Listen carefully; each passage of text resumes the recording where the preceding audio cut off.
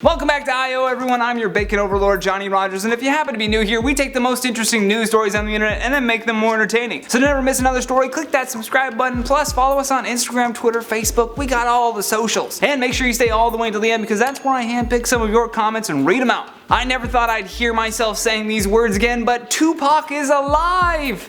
He's alive!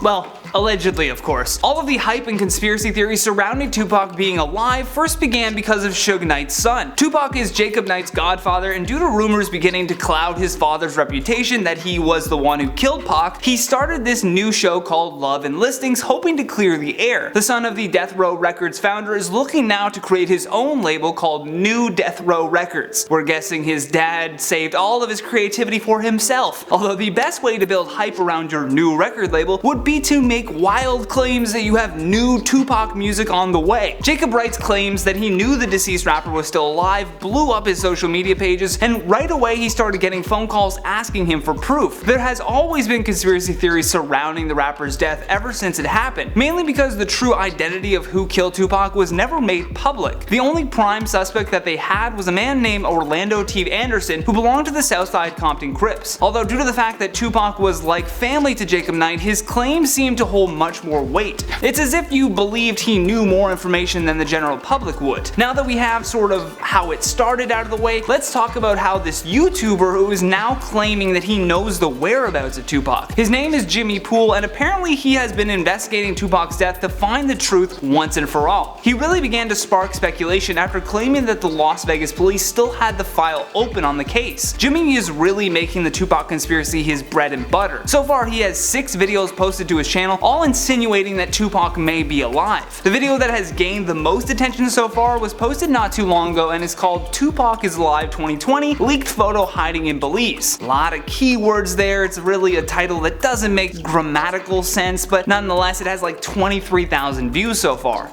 in one day. And in the video, Jimmy plays an audio recording of what is supposed to be Tupac speaking about his disappearance. Everything feels weird about this though. The photo that he claims is Tupac is far too dark and overly contrasted to actually get a decent look at like who it is. The audio as well is just audio, and it could have easily been cut together from previous interviews. I'm in the camp that Tupac is most definitely not alive, and these people need to just leave his family alone. I've said this in our other videos as well, and I don't know how many more times I'm going to have to say this, but Tupac was shot and killed on September 13th, 1996.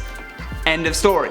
There were witnesses, police arrived, there was suspects named, just let the man rest in peace already. Regardless, just like people seeing Jesus in a piece of toast, there has always been wild claims of people spotting Tupac all over the world. It's like some kind of collective denial that these people have, and because they have this bias, if anyone even remotely looks similar to Tupac, they will automatically think that this reaffirms their suspicions. In the transcript of the video posted by Jimmy Poole, you can hear who he believes is Tupac saying, "God's great and let him come back in his 40s. Damn man, I'm fine. I ain't got no problems with anybody. I wish peace and happiness. There was nowhere else to go. Nobody else wanted to take me."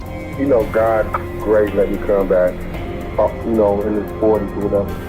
Damn, man, I'm fine. However, even Mike Dorsey, who is the investigative filmmaker that worked on the show Unsolved: The Murders of Tupac and the Notorious B.I.G., isn't convinced. Mike has also publicly said that the police in Las Vegas need to lay the ghost of Tupac to rest and close the case already. He also goes on to say, "Tupac is dead, let's get that straight. All the conspiracy theories are wrong, and this ongoing conjecture can simply be ended by the Metro Police finally acknowledging all the evidence that is there. Contrary to popular belief, we know exactly who killed Tupac, and so does the Metro Police." Even still, you have Jacob Knight going online and on TV promoting that he has been working with Tupac in the studio, although even Jacob is sketchy with the amount of details that he's willing to release. One interviewer just flat out asked him if he thinks that Tupac is alive, for which he replies, "You have to tune into the show." Do you believe he's alive and in Malaysia? You just have to tune into the show for my answer. Oh, come on, Jacob. I'm telling you, you just have to tune into the show for my answer. Like, I don't want to ruin it's an important message. It seems like shameless self-promotion on the part of a kid who just wants to be the CEO of a major record label to make his dad proud. I don't blame him for using his family name to do this, but he also has to take into account that conspiracy theorists only need you to say that there's a chance. Even if on the show you say, "Oh, it was all a hoax and we just wanted it so that you could watch the show for this reason instead," your you're forgetting about the small percentage that just won't turn into the show and now believe that Tupac is alive. But that's all we have on that story today, and with that, let's check out some of your comments from the video titled Top 10 Times People Who Were Catfished Got Revenge. Crazy Bacon Source 316 says, Johnny got catfished into saying he is the bacon daddy. Not catfished, I got bullied into saying that, and then when I started saying it, a bunch of you got really triggered. Sure, that's fine. Some of them were like good reasons, but I prefer Bacon Overlord much more. So let's just move on and put the bacon daddy in the past, okay? JP says, I wonder if Johnny was ever catfished. I've been catfished twice actually, but I knew right away. I never met them and then was like, oh, I've been duped. I knew that the profile was fake. Once was like on Tinder like 5 years ago, and the other time was way back when people only communicated on MSN Messenger.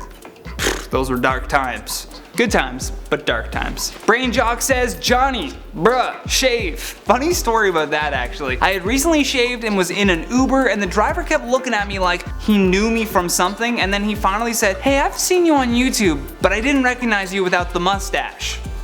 So I might shave, but you're not gonna like what facial hair I decide to keep.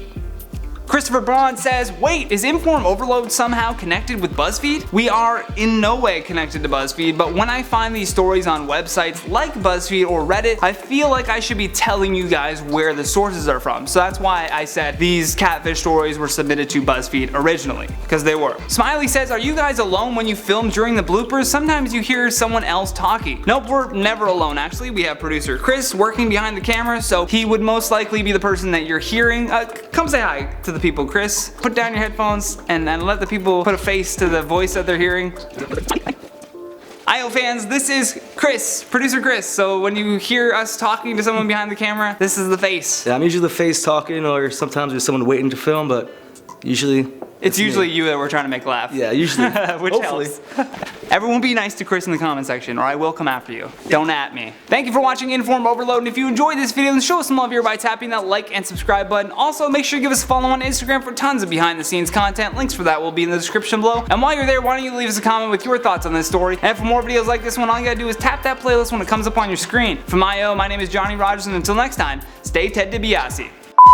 So Pac, like I'm just using his last name. His first name too, last name Pac. Mr. Pac. And if you happen to be new here, we post the most interesting news stories on the internet and then make them more entertaining. That didn't make any sense. We post it and then make it more entertaining in the comment section. Thank God for editors. I love you all. And while you're there, why don't you leave us your... From IO, my name is Johnny Rogers, and until next time, stay Ted DiBiase.